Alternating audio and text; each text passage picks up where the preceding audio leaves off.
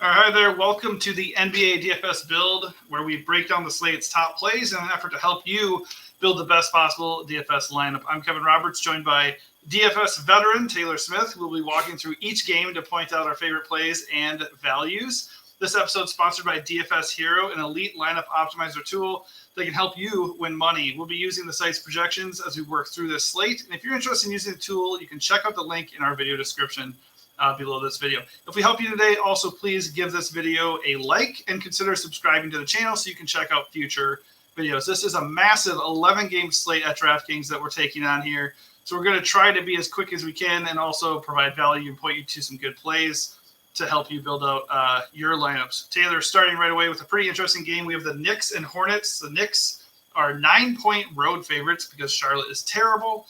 And this game has a 221.5 total, which is a little bit interesting considering how bad the Hornets can be defensively. Key note for this game is on the Knicks side, Julius Randle is out for multiple weeks. And I think that's the only major note for them. On the other side, LaMelo Ball is questionable to play. And we're also going to be without Gordon Hayward, Mark Williams, and Kyle Lowry per usual. So starting with this game, who stands out for the Knicks side? Well, should be value. Hart presumably starts now with Randall out. More usage will flow to Brunson and Anunoby, I assume. And Quentin Grimes should see a pretty big uptick in playing time, which is enough to make him look pretty good for 3-7. Chalky Quentin Grimes is not generally something I would want to have a part of, but perhaps he won't be quite as popular now that we have all this Memphis value opening up. But yeah, Brunson for 9-3, like he's more expensive than usual, but he should be without Randall there to soak up so much usage. I suppose DiVincenzo you can make a case for. Hartenstein should feast on the boards with Randall out of there too. They don't really have any other bigs in the rotation. So obviously most of the merit is, I think, with Hart as a value at 5-4. I think he's probably my favorite guy here. Yep, I totally agree. I have no problem fading Quentin Grimes if he's going to stay this chalky at 40%. Obviously, per the DFS Hero tool here, 24% boom rating. That's nice. I mean, facing the Hornets, that will do that for you. 3-7K in a great matchup without Julius there. So he's viable. But, yeah, I'm looking at Hart, and I actually like Brunson. I don't care if his price elevated a little bit. His usage rate was already great. He always projected well, and now he's projecting for 54 fantasy points. He's one of the best plays on the entire slate. So I like Brunson a lot. And as I said off air, this does not feel like a slate where I absolutely have to go get Luka or Giannis or Jokic. So if you're not going to do that, you can kind of hang tight right at 9-3 with Brunson being one of your top guys. Agreed. Charlotte, like you said, LaMelo's iffy. He's 9-6. Doesn't project nearly as well as Brunson for more, so not really something I have my eye on. Nick Richards went bananas in the last game. He's only 5-6 now. That's still pretty cheap for him in that starting role. Bridges for 8K. Minutes have been there pretty consistently for him. If LaMelo's out, I guess we're looking at Ish Smith and Nick Smith again. Ish Smith started the last game. More value to consider. First game of the night, so we'll have that news in time, which is interesting. But yeah, it's kind of PJ Washington also went berserk in the last game. 43, I think, real basketball points. Not sure what to do with that information. Yeah, this team's kind of a wait and see on LaMelo. Richards is the one that stands out the most if he's in. Yeah, it's not really a good matchup for Charlotte. And obviously, if LaMelo's out, that's just one more good player that they can't rely on. So you're looking at a very possible blowout. That said, if you are rostering Knicks guys, if you're eating that value and going with Brunson, I mean, doesn't really hurt you to have one or two runbacks here because the Charlotte guys could be projecting favorably, especially if Ball sits. So do I want to play Ish Smith or Nick Smith? Not really, but whoever starts is probably going to be on my radar if LaMelo is out. Moving on to the next game, Clippers at Cavs. Clippers are 1.5-point favorites, 220.5 total. Zubac remains out for the Clippers, and it looks like Donovan Mitchell is probable. Garland remains out, and Evan Mobley is expected to be cleared. So I would imagine he'll be limited in his first game back, but Mobley does look like he will be playing. Starting with the Clipper side, who do you like? Really, no one. I don't think Kawhi or Harden are like bad. Even George, like they're all kind of in the same range. George has been a little limited of late with a groin thing. Not a good spot, really. They are a little underpriced, not pulling any ownership. So I think they're fine, like pay up to be contrarian mid-range guys. With all the value there is money to spend. I don't hate it, just because Harden and Kawhi have still shown ceilings even with everybody in. Suppose Plumlee is a cheapie you can consider that's not going to pull any ownership, but Cleveland's good defensively, especially inside. So not really dying to get to anyone here. Yeah, I'm 100% agreeing. Like you said, the only thing of note is that all three of their top guys are really, really nice prices. Harden kind of just staying where he was, but Kawhi and Paul George have come down a good amount. They were at like 8.6, 8.7. Now they're at 8.1, 8.2. So that is worth noting. Not an amazing matchup on the road here, and it is a little interesting to see that last couple of games, their minutes have been a little bit wonky. Because that 2 games ago, Harden played like the whole game and balled out. I mean, I know you know that because you showed me your winning ticket, and he had like 62 fantasy points, and the other 2 guys played like 29 minutes maybe. So it's a blowout. Yeah, but still, I mean, I just think the Clippers right now, maybe they're kind of like in this little rest mode going into the All-Star break almost, where they're going to take it easy if they can. Not sure this is the spot where they can do that, but still not really running to take on those guys. Going to the Cleveland side, Spida stands out at 9.7. Is there anybody else you like for the Cavs? Allen for 7.7, I think is fine, just because the minutes have been there. But even with Mobley back? Yeah, Mobley's limited, like you said. So I think there's still kind of some meat on the bone with Allen. Sure. But still not a priority. Clippers, not really a good matchup either for Cleveland. So this game in general, aside from the stars for the Clippers, might just be kind of a stay away for me. I am in firm agreement with you. I think you can always talk yourself into Spida. And the Clippers guys are low priced compared to where they were, but I'm not really prioritizing it at all. Next up, we got Pelicans, 9-point dogs against the Celtics. This game has a 236 total. No real injury news for the Pelicans. Everybody's healthy. Boston is going to be a team to watch. I believe Porzingis, Horford, and the Unicorn, Luke Cornett, they are all questionable for this game, or at least they have been on the injury report today. So that will be worth monitoring. Jason Tatum's price, my goodness, keeps coming down. But starting on the other side of this one with the Pels, who do you like? Absolutely no one. They are healthy. I guess 7.3 is pretty low for Zion, but you can argue that he should be in this range by now. Hasn't really shown a ceiling all year. This is certainly not a ceiling kind of matchup. A team that can protect the paint as well as Boston can.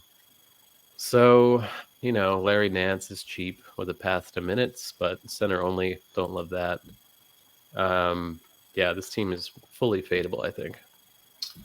Yeah, I agree. I will double down with you on Zion. And I mean, are you going to get Zion at 7.3 again? I don't know. I mean, it's a terrible matchup on the road, but that is a reasonable reason to play Zion Williamson. On the other side, Celtics, like I said, Tatum, he is a stud. He can go off, but his price actually, based off of who he's been lately, is kind of accurate, I think. That said, for GPPs, 9.2 for Jason Tatum is quite appealing. Beyond Tatum, and even if you like Tatum, who you like here? I think Horford is viable if he's in and Porzingis is out, just because Cornette is out or expected to be out. And they're pretty much out of bigs. They're down to Keita and Brissett after that. So you can get to some cheap stuff here. If Horford and Porzingis are out, it's going to get really interesting with what they do in the front court. But still really can't have much confidence in Keita. He's cheap, I guess. That's worth noting.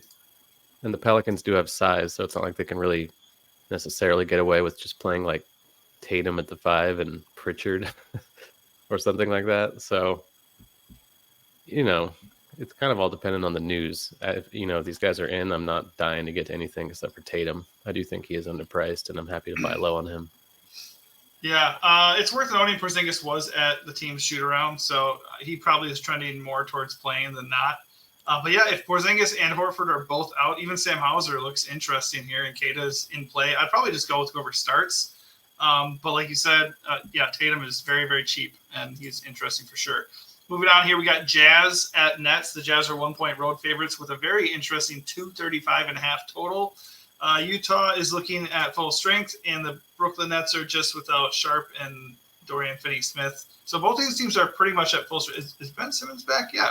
Ben Simmons is even back. So, we got full-strength teams here with a really nice total and a very close spread. So this should be an area we look at. Starting with the Utah side, who stands out? No one really. I think, Markkanen's fine. Sexton's fine. You can get to them.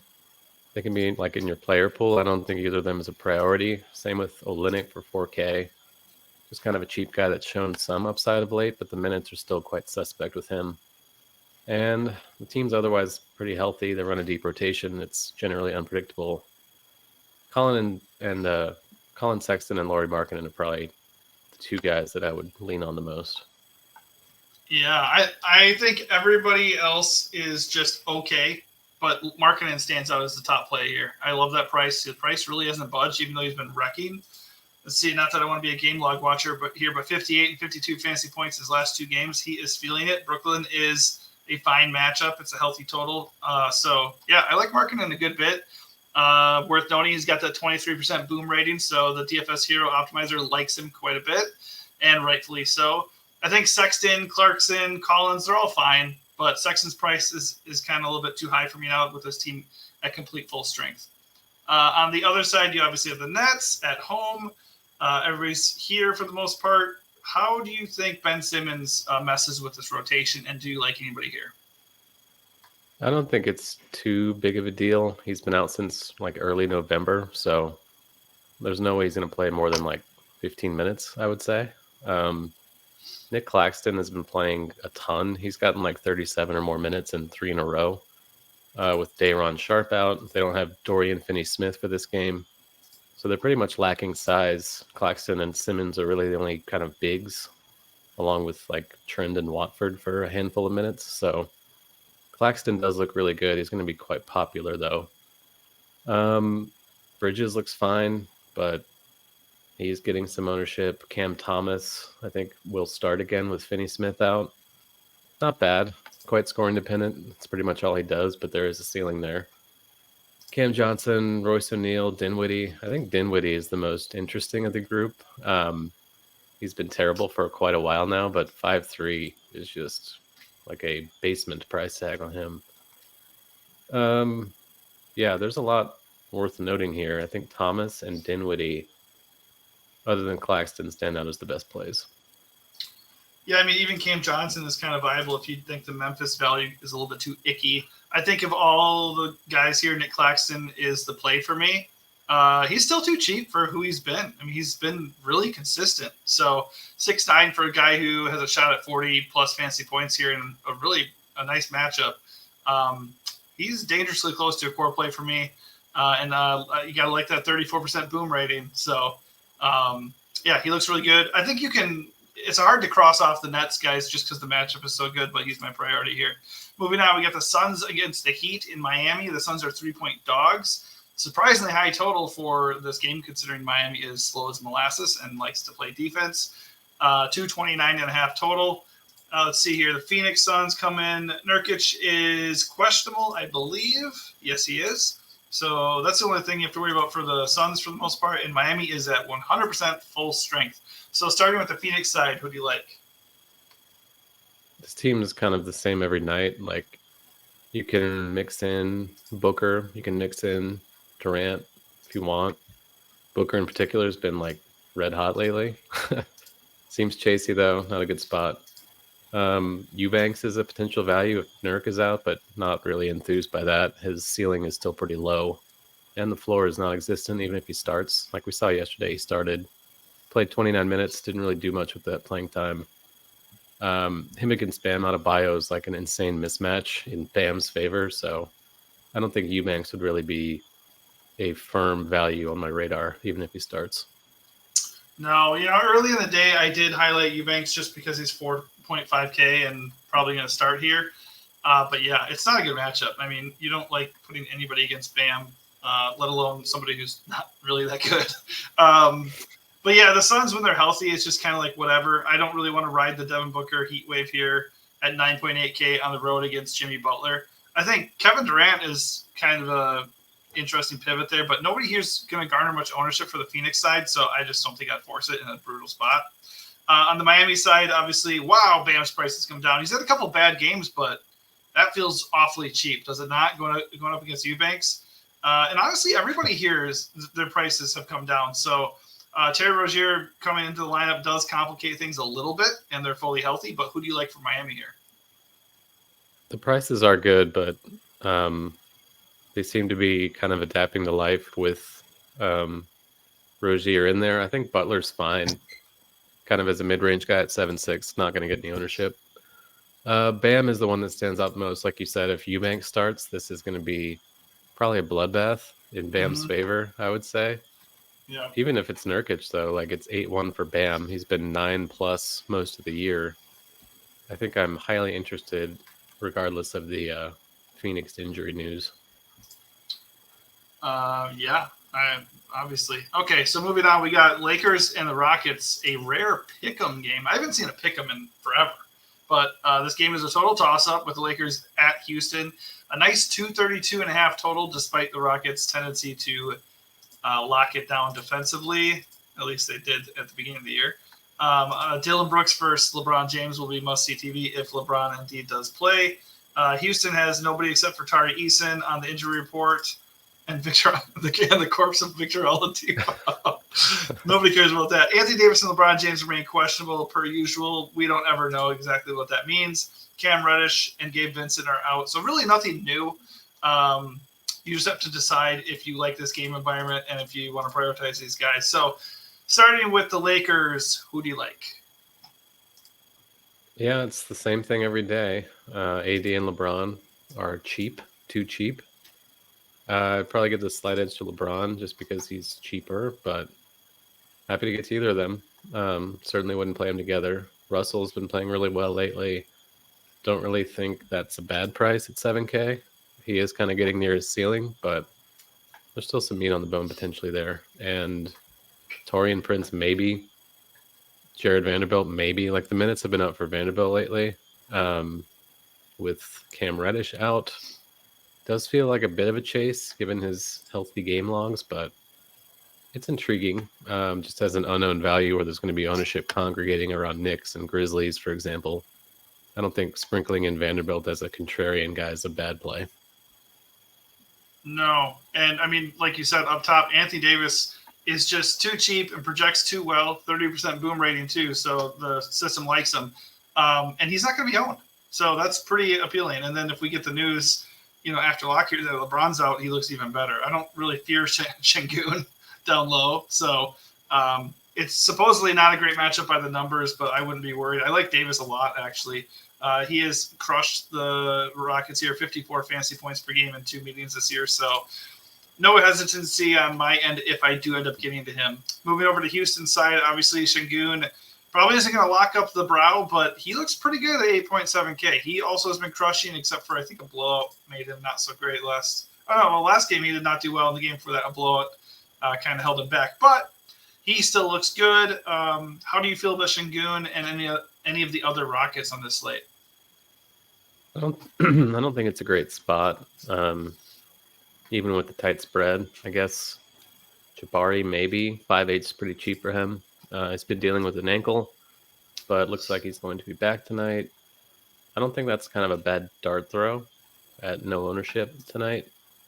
Jalen Green pops the most in terms of point per dollar value, but very low floor on him. If he's going to be somewhat owned, I don't think fading him is a bad idea. And, Van Vliet is okay. Şengün's okay. I'm not really dying to get to either of them, though. Yeah, I think I agree with you here. I think they're just fine. If you get to them, especially with the tight spread, nothing wrong with that. Moving on, we got Orlando visiting Dallas. I jumped a game there. The Mavs are 4.5-point favorites with a 227.5 total. Obviously, the Magic are not a fun draw for anybody due to their defensive ability.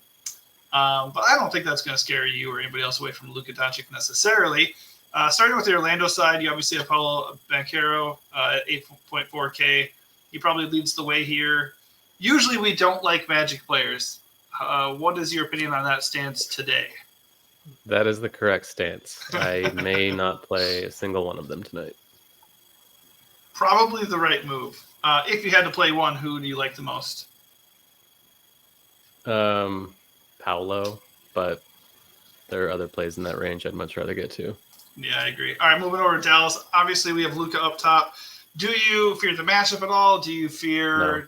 Yep, nothing. No fears. Just play Luka. He says. Yeah, I mean he's almost 12K, so the price is creeping up. And if he's going to be super owned, I would probably let that dictate what I'm going to do a little bit. But it doesn't look like he is going to be crazy owned. And his actual overall projection has dipped a little bit compared to the previous two slates, but he's still on par for 67 fantasy points, which is absolutely absurd. Kyrie is out. They got three other guys who are questionable. So this is another spot where we could look at value. So obviously Luka's in play for you. Are there any values that stand out at the moment? I don't think Green or Lively are bad options. Grant Williams, I think, had like 55 in the last game. You sure did. That's not happening. That's not happening again tonight. Just so everybody is aware. I'm just going to go ahead and say it. Don't play Grant Williams tonight. It's probably not going to go well.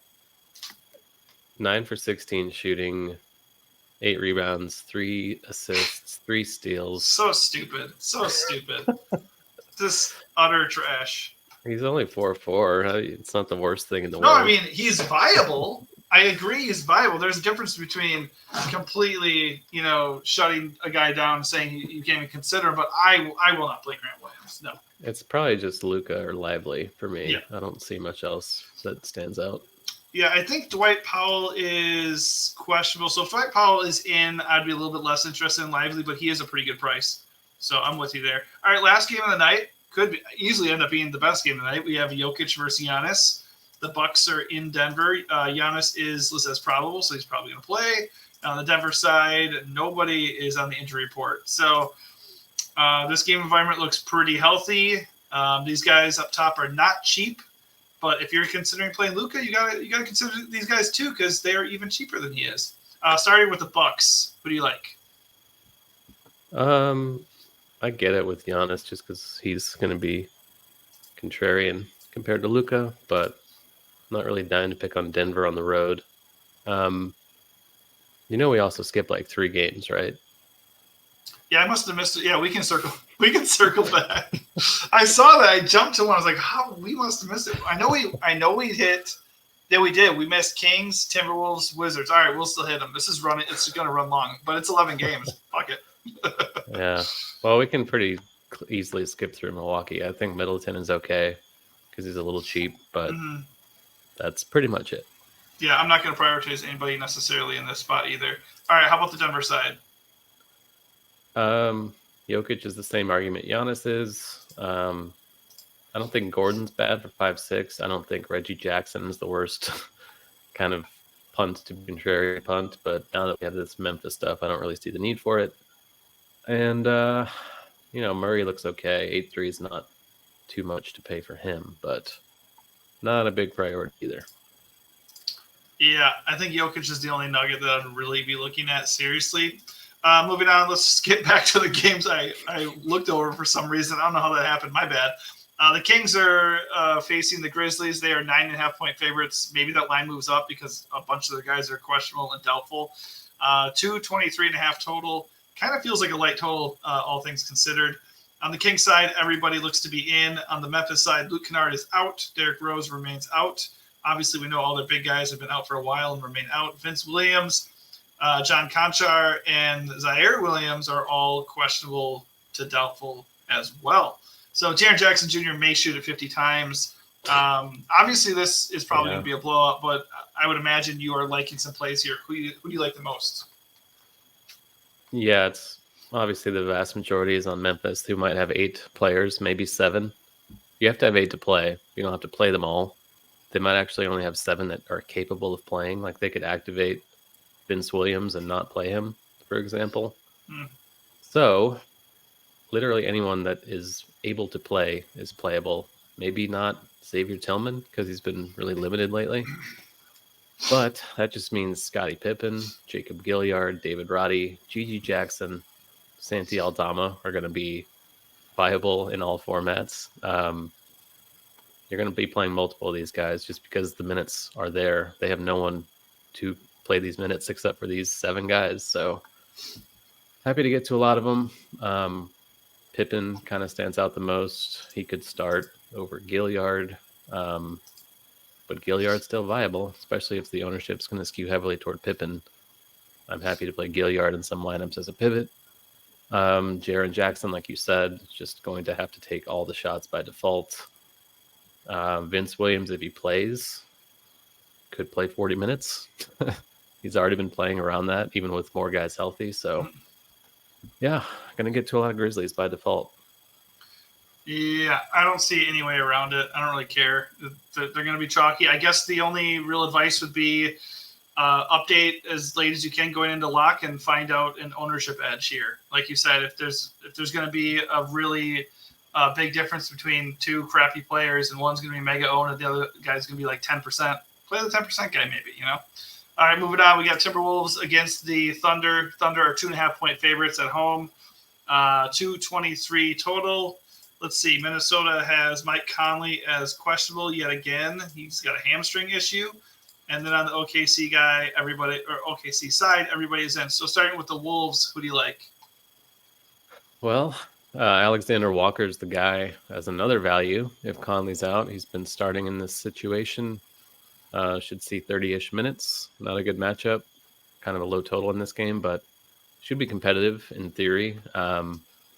Towns, Edwards, Gobert, all of them look pretty reasonable to me, point per dollar wise.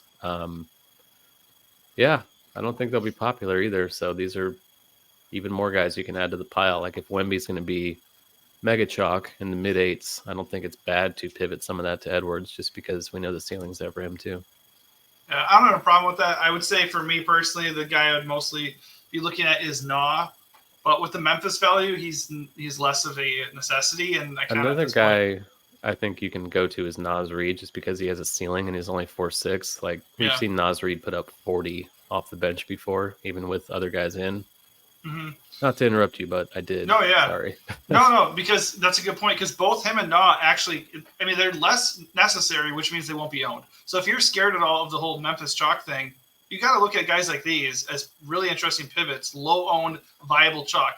Take the Memphis game off this slate. Guys like Nah and Naz Reid, they would be projecting as some of the best values right away, right? So these are things we have to think about when we're going to tournaments. All right, last game. My bad for skipping over these games. And it's like one of the best games you can stack, right? So Wizards versus Spurs. Wizards are on the road as 4-point dogs, which, by the way, is because both these teams are under ass. 241.5 total, which is just sublime. For Washington, let's see, what are we looking at here? Everybody's at full strength. On the Spurs side, Zach Collins is questionable, and that's just about it. So at full strength, these teams look pretty appealing. Starting with Washington and a discounted Kuz. What do you like? Yeah, Kuz is the one, I guess. Doesn't seem like he'll be popular. Doesn't seem like anyone on Washington is going to be popular. I don't think this ownership's updated for Memphis yet, so they could even be lower than this once we refresh. But Tyus Jones, maybe. He doesn't really look that cheap to me, though, at 6'3". I don't get the sense that he's, like, mad underpriced, even though he does pop as a value. Gafford, kind of falls under the falls off. What am I trying to say? Falls off the table as a value at 6K. I don't know. Well, yeah, because Bagley's there too. They're kind of sharing that time. So I agree. Full price for him, essentially. Not playing Kispert. We skipped OKC, but I want to just go back and say that I think SGA is a really awesome play at sub 10% ownership. Yeah, we did kind of blip over them. That's my bad. Hey, 11 games, going to 11 games, okay? Yeah, there's a lot going on, man. Yeah, hey, I agree with you, dude. Kuzma looks really good. I don't mind Tyus Jones here or Avdia. They're fine. But they're like you said, they're kind of in that same grouping with Gafford. Just kind of like, but awesome matchup, awesome game environment. So if you want to fully stack this Wizards Spurs game, by all means, On the other side, you got Wemby at 8.9, still way too cheap. Minutes are slowly creeping up. Played 30 minutes his last game. I, for one, love Wemby. He's my favorite play on the entire slate. I don't really care about the minutes because he can get 50 in 25 minutes. How are you feeling about Wemby and the rest of these Spurs? Wemby is like very obviously the best play on the entire slate, and I don't care about the ownership. He should be 10K. He's Right. 8-9. The Wizards are the worst rebounding team maybe in NBA history. They allow the second most points in the paint. There is just no reason Wemby should not feast in this matchup. I'm happy to pay for him. There is more than enough value to get Luka and Wemby into your lineup if you want to do that. I plan to do that. That's true. Otherwise, Sohan, Vassell, Trey Jones in the brother narrative matchup look fine, but Wemby is the very clear top five. Yeah, and that does it for this game-by-game breakdown. So, like, the thing I was thinking when we first came in is I don't know if you need a true stud when Wemby is your true stud, and then Brunson could be your second true stud. The usage for Brunson is going to be off the charts. And Wemby is just like, can he play 2 or 3 more minutes than usual? And then it's just going to be that ceiling is just going to blow up. I will mention that not that Luka is necessarily going to be very chalky, but with all this value, his ownership is undeniably going to creep up. And if you go into a single entry, it's probably going to triple. So if you're looking at Luka, Giannis and Jokic end up looking like interesting pivots. As late game hammers, one of those guys are bound to get 65, 70 fantasy points. I'm sure one of them will. So just something to consider. We're running a little bit long here. Real quick, if you look at ownership, who is the number – okay, yeah, who's the number one fade on the slate? I'm actually with you 100%. It's Quentin Grimes. Nobody. We're going to need to see that updated Memphis ownership later in the day to have like a really good idea of where we're at. But yeah, if Quentin Grimes at 39% sticks, see ya. I'm off of Grimes for sure. Yeah, I don't think it will, just because there's so much on Memphis now that's going to be really popular. I don't think Grimes will be 40% owned, but I could still see him coming in around 20, which is still pretty lofty for Quentin fucking Grimes. Yeah, and okay, so I think we can wrap it up there because we also already we agree that Wemby is the smash play here, and chalk be damned, we're playing him. That does it. Like we said, hopefully you can apply this to the way you do your build, whether you're max entering or you're playing a single entry like myself. Hopefully you can use it the best way you can. And then if we do help you in any way, please give us a like on this video and also subscribe to the channel so you can see future videos. And thanks for watching and good luck.